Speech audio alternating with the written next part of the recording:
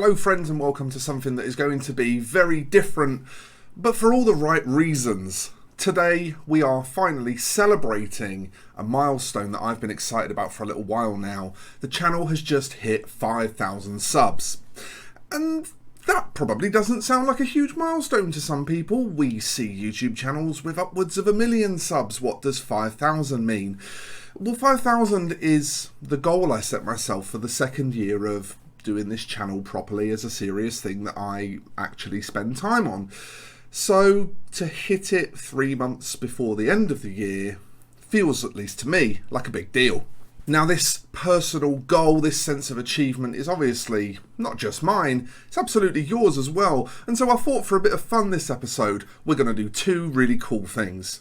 We're going to do a massive giveaway supporting some of the incredible games that I've personally covered on this channel, from smaller alternative creators to the big main brand that most people play. And we're also going to do one of those AMA things. I'm going to answer your questions. I've been polling you for a few days now to see what you might want to know, and there's a heady mix in there of joke questions, painting questions, channel questions, and I thought it might make for a pretty entertaining few minutes to chat about. So yeah, let's do an AMA. So we're going to start with that AMA, so if you're here just for the giveaway, you can skip ahead. I'll try to remember to chapter the video, but that is a thing I often forget to do. If not, you'll be able to track ahead and find the giveaway without too much trouble. But let's start with that AMA. So I'm going to be reading these questions off of my phone. Forgive me if it looks like I'm not looking at you for a second while I'm talking to you. It's because indeed I'm not looking at you for a second while I'm talking to you. Let's get going with some questions. Okay, so Igor Hamzik, I'm probably going to butcher some names here, I apologise in advance, asks, do you think that Infinity models could be painted in a grimdark style? If so, how would you approach it? I'm toying with this idea for my hack Islam to make them look battle exhausted. Yes, is the quick answer. Igor, I definitely think they can be painted in a grimdark style. I don't think that they need the very clean anime style that the box art is done in. In terms of how you would go about that, I personally would probably look to utilise oil washes for quickness, so if you had a fair bit that you wanted to get done.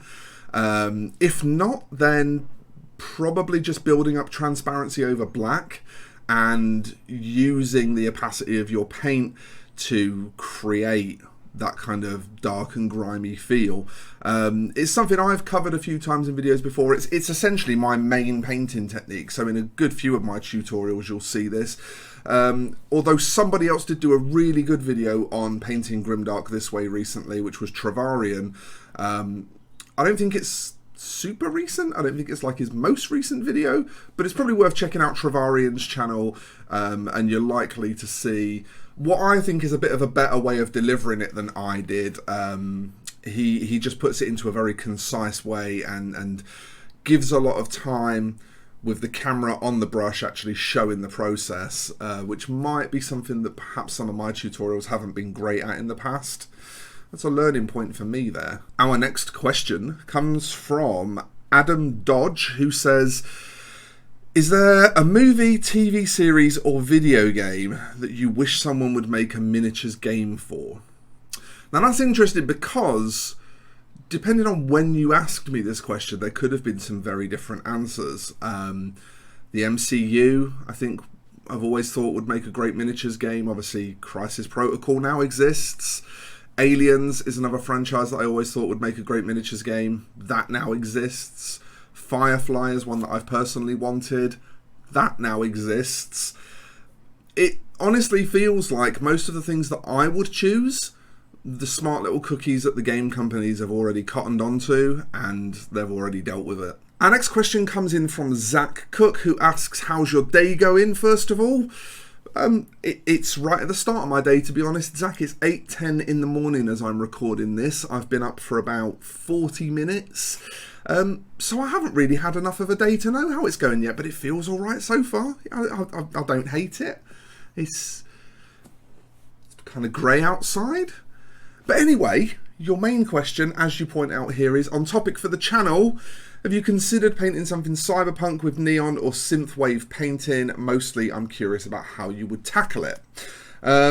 So this is actually an interesting one for me personally, because that aesthetic is probably my favourite art style aesthetic. It's one of the reasons I love Infinity so much. It's because it's very cyberpunk. In fact, the t-shirt I'm wearing today is a synthwave Predator tribute kind of deal.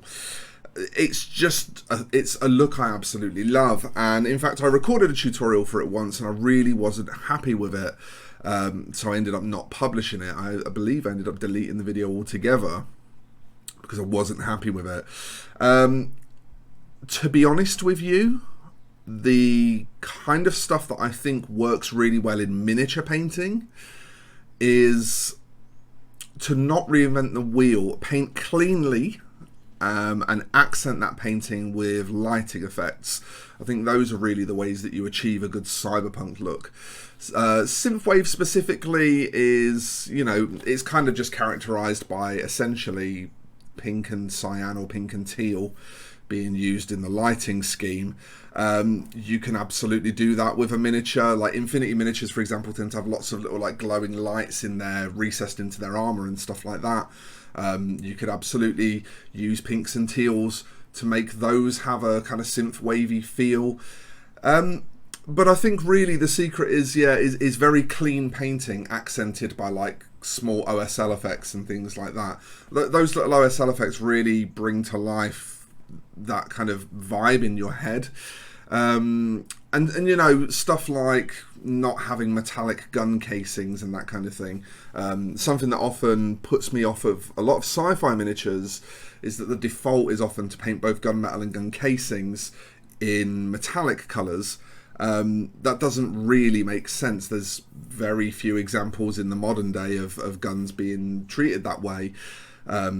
So yeah, I think it's kind of about creating a narrative. I think it's kind of about tying together, you know, common sense futuristic visuals with a bit of smart painting, and that mostly just comes down to cleanliness and little tricks. Probably not the best way to answer your question, and that is because when I do stuff like this for tutorials, I spend ages thinking about how I want to put it across before I put it across. I'm not the best person at thinking on the fly, so hopefully that's at least satisfied you enough to give you some ideas of what you might want to try. But in terms of what I would and will do, probably the only way to know for definite is to wait for me to eventually tackle it as a tutorial again, and then we'll talk about it. Next question is from Sean Kavanagh, and Sean asks, is there a gaming system or range that you missed out on over the years that you regret not taking the plunge into? If so, which one? Really good question. I think I wish I'd have tried War Machine when it had more support. As far as I understand it, War Machine is pretty much dead now, or is on its last breath, which is obviously not really a time to get into a game. But I remember as far back as 20 years ago being in like Travelling Man in Nottingham, where I lived at the time, and seeing War Machine miniatures on the shelves. It's always had popular miniatures and they've always looked really good to me. I've always thought that they were really nice miniatures as well. So it's a game I feel like I maybe would have got a lot out of if I'd have got into it at the time, but I just missed the boat on it. At the time that it was popular, I was probably like a lot of people, just lost in a world of Warhammer and not aware that other things that may be more satisfying existed. So yeah, I'll probably go with War Machine. Nerdfather, your question is next, and you've made a slight mistake in your question. You've done the Monty Python thing, so I'm not going to quote this verbatim. I'm going to quote this as it should be from the film, which is what is the airspeed velocity of an unladen swallow? And I don't know. African or European, I suppose, is the correct answer. And you also ask tea or coffee. And I'm going to sound like a bit of a cop-out here. I know how much people love to tribalize. They love to take a side. They love to be team tea or team coffee, team Edward or team Jacob, that kind of thing. but I like both for different things. I drink more coffee because coffee, has a more stimulating effect on me than tea. And so when I'm working, I tend to drink either coffee or sneak, something caffeinated or something highly caffeinated, more highly caffeinated than tea. But when it gets to like the winter time and it's dark more, my body starts to really want just good cups of strong British tea with 2 sugars. And so I tend to find that in the colder months of the year, I do drink a lot more tea, and I kind of love that. I couldn't say I have a preference because I feel like they're both drinks for different moods. I wouldn't choose one over the other.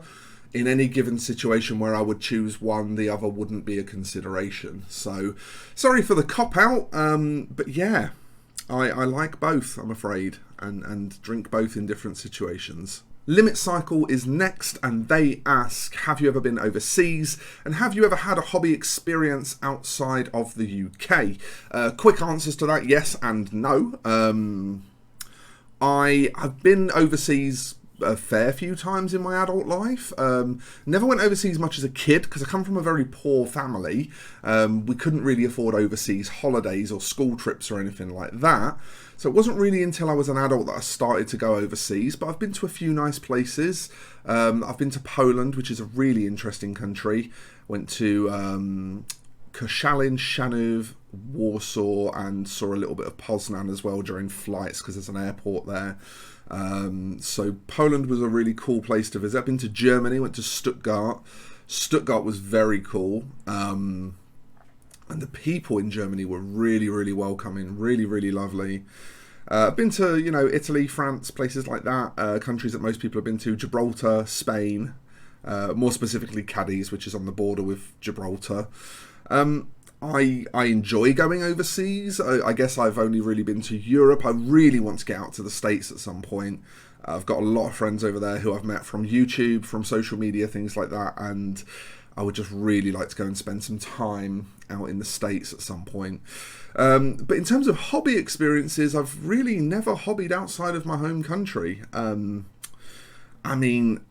I guess if you count Tabletop Simulator, I've hobbied internationally. I've certainly played with people from overseas as a result of Tabletop Simulator, but I've never been overseas and played, which again is probably something I should fix at some point, and probably something I can kind of 2-for-1 on crossing America off of the bucket list as well. So I think that's something that will be fixed soon. Next question is from Cariudo X. And they ask, I have a couple of questions, they say. That's cheating.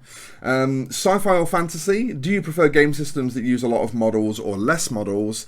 And any fun or curious history of you or other persons using proxies in a game? Okay, pretty straightforward this one for me. Sci-fi over fantasy all day, every day.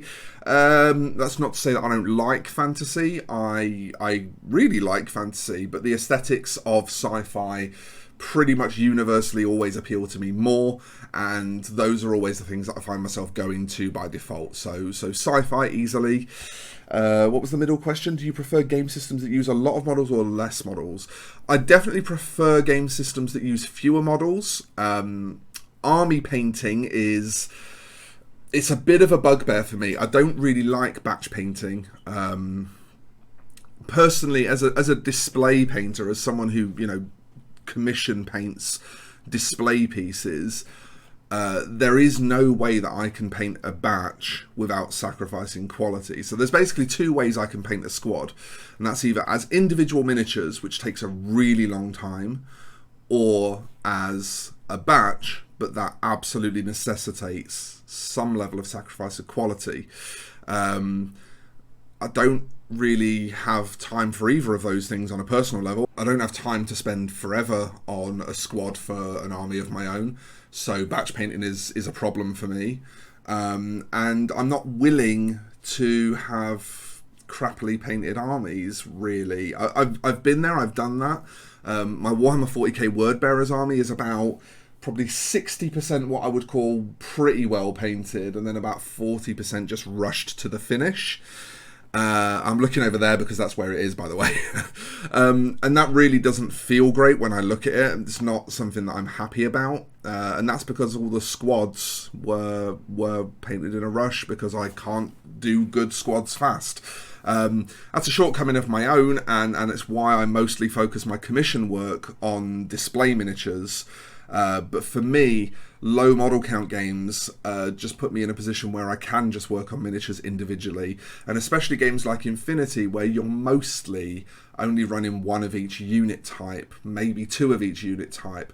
So even if you were in a batch painting mentality, there's no need to batch paint them because they're individual miniatures. And the third part of your question about proxies, honestly, not really. I can't ever recall actually playing a game with anyone who was using just a straight up counts as. I've played games against people using heavily converted miniatures, and I've used converted miniatures myself, but I can't ever think of a situation where I played a real life game against someone that was just straight up using a counts as. So unfortunately, I don't have any cool stories there. Okay, for the next one, Shrapnel Varga asks, are there any models that you really hate painting? Yes. Yes, there are. I suppose you probably want to know what they are. I'll give you a couple of juicy bits that will not make too many people angry. I don't like painting finecast. The material is just unpleasant to work with. It often has mold misalignments. It doesn't, even after heavy washing, can often not take paint well. It's just a bit of a pain. I don't really like it. I'd be quite happy to never have to work with it again, but unfortunately I'm in the middle of a big Horus Heresy commission at the moment, which I actually love painting, but some of the models from it are from that era where Forge World and Finecast were basically the same thing.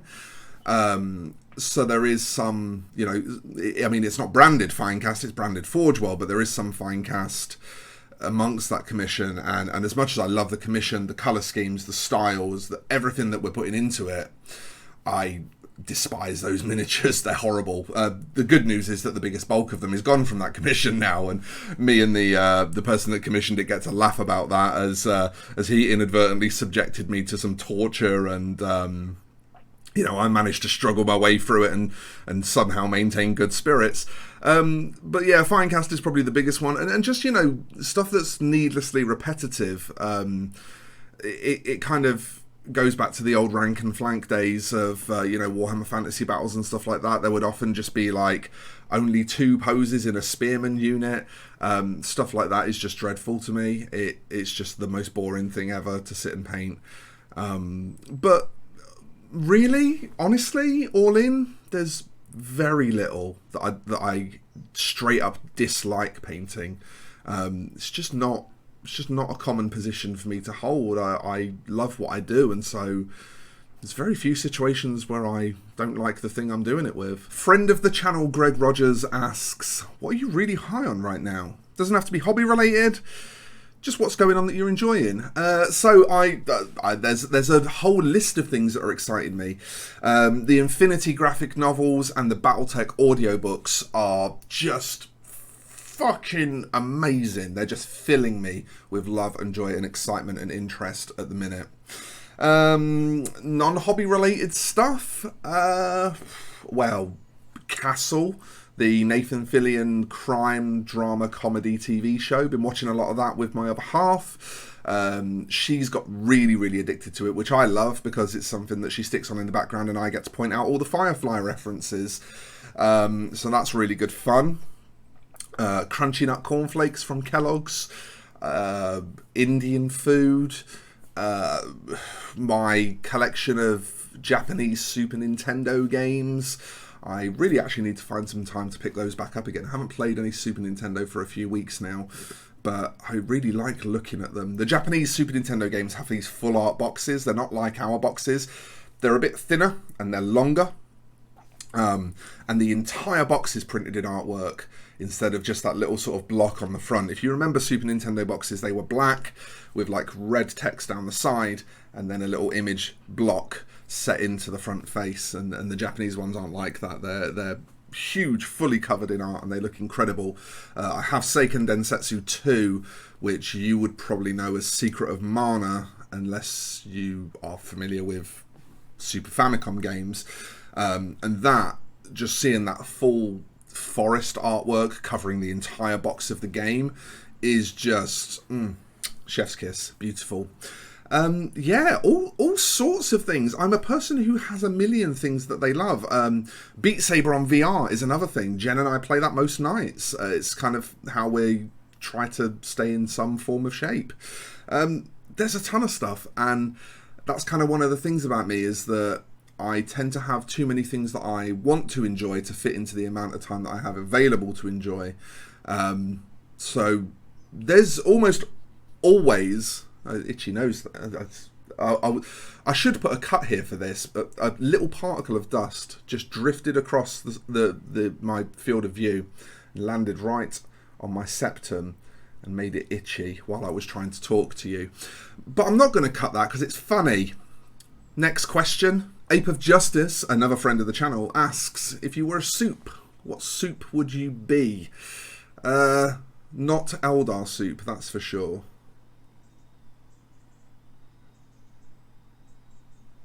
I'd probably be mulligatawny, and that's weird because my reasoning behind that is that it's a British soup inspired by Indian food, and I feel like that's very representative of my background. If you know my background, that'll make sense. If you don't, it won't. Gabrielle Gonzo asks, do you still have the first miniature you painted? No, sadly I don't. It was an RTB01 Space Marine, I believe. I was very young. I was about 6 years old. My brother is the one who told me that. I don't even remember the miniature. I remember going into the store to paint the miniature, but for some reason I don't actually remember the miniature itself as a completed thing very well. And that's probably just because it was 30 years ago. Andy Attrition asks, what do I do for a living? I mean, what you see here is part of it. I'm an artist and a content creator. So I paint, commission paint. That means people ask me, they want to hire me to paint their miniatures. They give me a brief for how they want them painted, and I paint them. I do work with some companies as well. One of the ones you might have heard of is Steamforged Games, that do like epic encounters. I do a bit of work with them, but I mostly paint for private clients, and that's actually, weirdly, despite it being a thing that I really love, something that I'm actually slowly, very slowly, starting to phase out more in favour of this, in favour of content creation. The thing with content creation is that YouTube as a platform it's just not great for making a wage from. The average video that I make probably takes about a full day's work plus about another half a day's work of gathering, images and resources and stuff like that. You're probably talking about 12 hours, which means that the average video, in terms of what I would be earning if I was working, we won't say a minimum wage job, because there's nothing that I would do for a living that is minimum wage. But we'll say £10 an hour as like a low wage. So that means each video, in terms of how much time it costs me to make, costs me about £120 on average. In terms of what I've made back from YouTube, I've only just started receiving a couple of paychecks from YouTube, and they've been around the sort of £60 or £70 mark, and I think I've had about 3 of them. So you can see there, even at 5,000 subscribers, which is the point of this video, to celebrate, YouTube isn't an amazing platform to make money from, and that's why most people don't really do it for the money.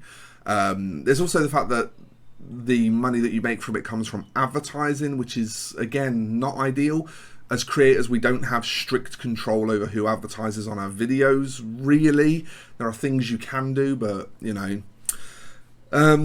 And so, you know, content creation, really the way that you turn it into a wage is through your fan base supporting you through third-party platforms like Patreon. That's kind of the main way that content creators can continue to make content on a full-time basis. And as it's got to the point where people want more content from me, there have been more people that want to therefore support me so that I can make that content regularly. And the more that continues, Patreon will probably eventually be a wage in its own right, and at the point that Patreon is a wage in its own right, I will probably close pretty much 90% of commissions and probably just take like one a month because I feel like it, because I still want to do them. And all that extra free time will be able to go into painting stuff for this channel, which will mean that I can do maybe, you know, an opinion piece and a tutorial every week instead of just an opinion piece or a tutorial. So, you know, this is essentially my job, to answer your question, along with commission painting. And I think I kind of love that, and I hope that will continue to be more and more the case as time goes on. I mean, I'm excited for the future. And our last question comes from, and again, forgive me if I haven't pronounced this right, but I think it's Thaddeus Hoffman. And they ask how to get good. That's a big question, and I mean, to be honest, it's a video in its own right, and I've made a few attempts in the past at answering this question in videos, and I always just feel like I missed something out of each one. The simple answer to the question how to get good is to find what works for you, and there are a couple of things that are really going to stand in the way of you doing that. If you entirely subscribe to any existing painting system, whether it be the one that I teach, the one that Games Workshop teaches, or the one that anyone else teaches, you're probably going to find that you hit some sort of barrier.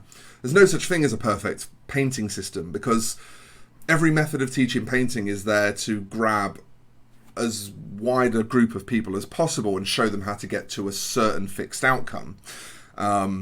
What you want from your fixed outcome might be different, and you might not fall into that group of people that learns best that way. So there's too many variables. I've found the best way that I found my system, my way of painting, was to dip my toes into little bits of everything and see what practically in application worked for me. This means that I've ended up with, you know, siding with some of the more controversial views in miniature painting.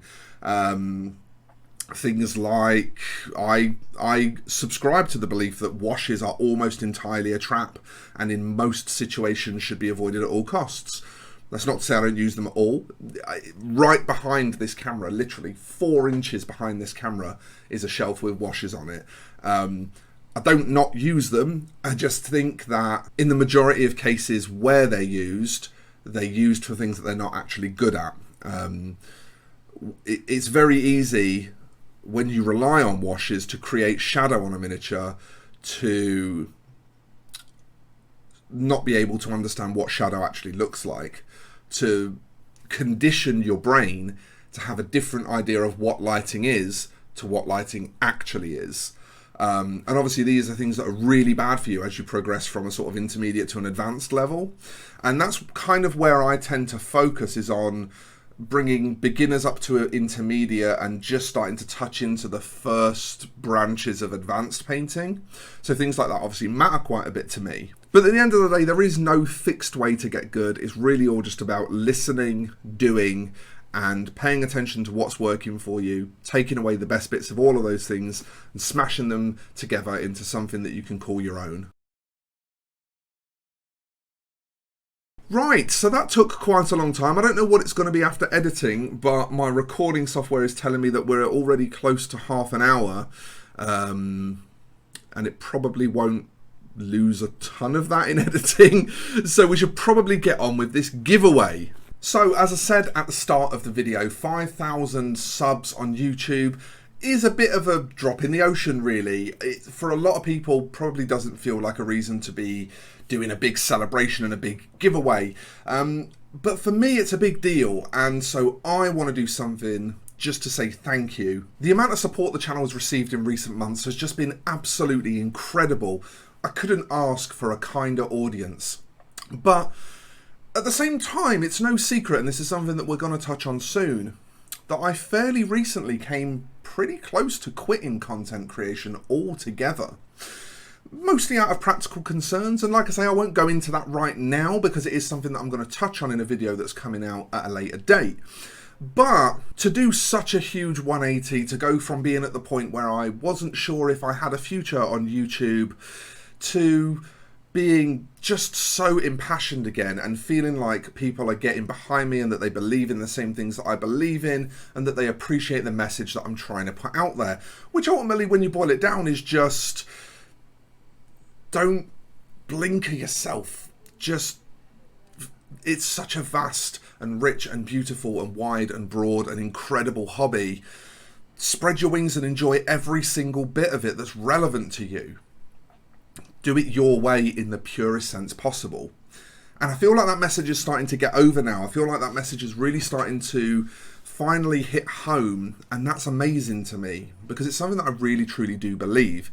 And so this giveaway really reflects that. Before we get into how you're going to enter, I'm going to show you very quickly what the prizes are because I think that's pretty cool. So the first thing, and the prize that will probably excite people the most, is that we're going to be giving away a Battletech beginner box. This box contains 2 mechs, the quick start rules, cardboard standees to use for additional mechs, a battle map, some hill terrain markers.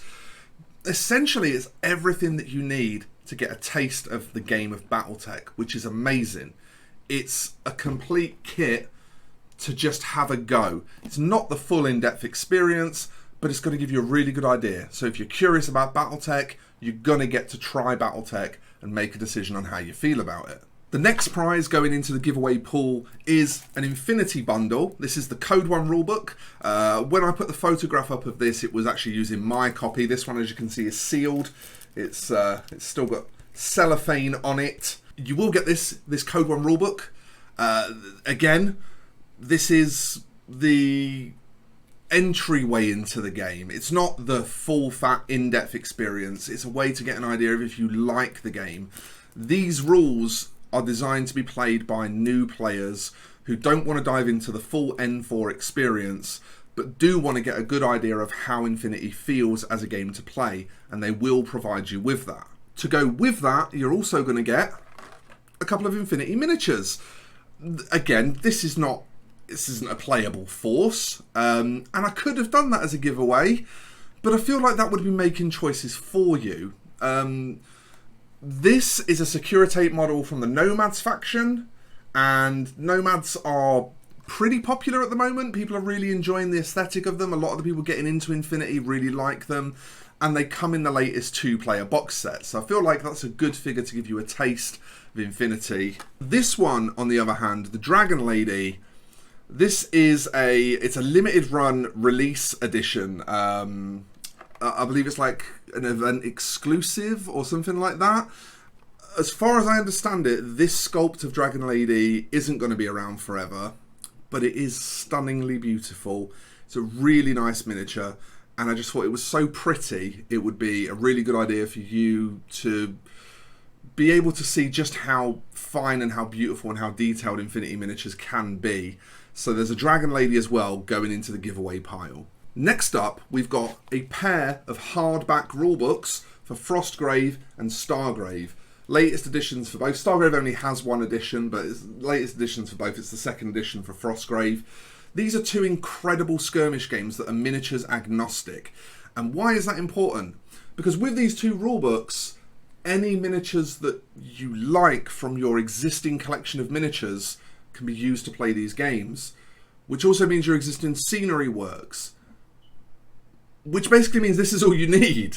These are essentially everything you need to play these games. Miniatures, people often customize and choose specific things for their crews for these games, but you don't have to. You can literally just pick 10 models to count as the 10 models in your team and go at it. So these are fantastic games to play if you want something that's a casual kind of side game to whatever you play the most of, and they're brilliant for that. But again, that's not everything. To go with the Stargrave book, we've got a couple of Chronoscope miniatures from Reaper. These are metal miniatures, and they're pretty cool. There's like a little apocalypse. This guy is like an apocalypse survivor kind of dude, and this guy's like an armored combat medic kind of dude. They're both just nice sci-fi 28mm miniatures that would work perfectly for playing Stargrave with, so I've included them in the Stargrave bundle. And then on top of that, for the Frostgrave bundle, we've got a couple of wizards from the Bones USA range. And again, these are... The Bones USA range, first of all, is a beautifully detailed range of plastics from Reaper Miniatures. If you're not familiar with them, people often think of Reaper for their very low-cost, low-detail Bones sculpts, and the Bones Black, which is kind of a mid-range. The Bones USA is their top-end stuff, and it is really highly detailed and really beautifully cast. And again, for Frostgrave, where you have a wizard and an apprentice, these two miniatures are going to be perfect. That could be the start of your Frostgrave crew. And by adding some soldiers and grunts to fill out that crew, you could well be ready to go. So I've tried with this giveaway to really provide a complete and introductory taste of what these games are like, to get people started with them so that they can, at no risk to themselves, try them, see if they like them, and dive into any of them that they do enjoy. What I would ask though, and this is a personal favour from me to you as the viewer of this channel, any of these games that you try, if you don't like them, if you're not into them, give the prizes to someone else who might. Because what I really want is for this giveaway and this milestone in general to really be an opportunity to talk about community and to act like a community, to look after each other, to do nice things for each other. So, yeah, any of those prizes, if you don't want them, but you happen to be the person that wins them, give them to someone else you know that might. Give them to a school's hobby club. Give them to your mate who really wants to try that game that doesn't particularly interest you. I think that's just a little bit of extra good that we can spread as a result of this giveaway. And finally, we now just need to discuss how to enter the giveaway, and we can wrap up this video that's going on for ages. I can't talk about things that I love in any kind of short form. I'm just bad at it. So entries are going to be very, very simple. You will get one entry by commenting below this video itself and just giving me your favourite hobby experience. Everyone who does that, I will enter into a randomizer. I will pick someone at random, and if you've done that, you will get one entry. Simple as that. Your favourite hobby experience ever. The one that you hold most dear, the one that was the most fun, the one that was the most funny. I don't mind. As a special way to get bonus entries, anyone who is currently a patron or subscribes to the Patreon before the competition is drawn will get a bonus entry. So that's a way to get 2 entries. The Patreon starts at £1 a month, and it's just a way that you can support the channel. There's a bunch of cool benefits that go on top of that. So if you want an extra entry, or if you were maybe on the fence about supporting the channel, were considering it but weren't quite sure, now could be a good time to just give it a try. It will get you a bonus entry into the giveaway. And so, with all that said, all that remains for me to do is to just thank you one last time for getting me to where I am today. I really hope that this is just the start of the journey and that we can continue to grow this channel and do really cool stuff, share fun and inspiring hobby stories, learn about all sorts of cool painting techniques, check out all sorts of cool games. Spoiler alert, I've got a really sweet indie game coming up on the channel soon from a one-person development company, and it's going to be rad. I'm really looking forward to showing that to you. So there's a bunch of cool stuff to come, and I hope that this is just the start of it. But I just want to say thank you one more time for helping get this channel to 5,000 subscribers and for helping to make this the best job I've ever had in my life. Almost never feels like a day at work. So thank you, folks, and I'll see you in the next one. Bye-bye for now.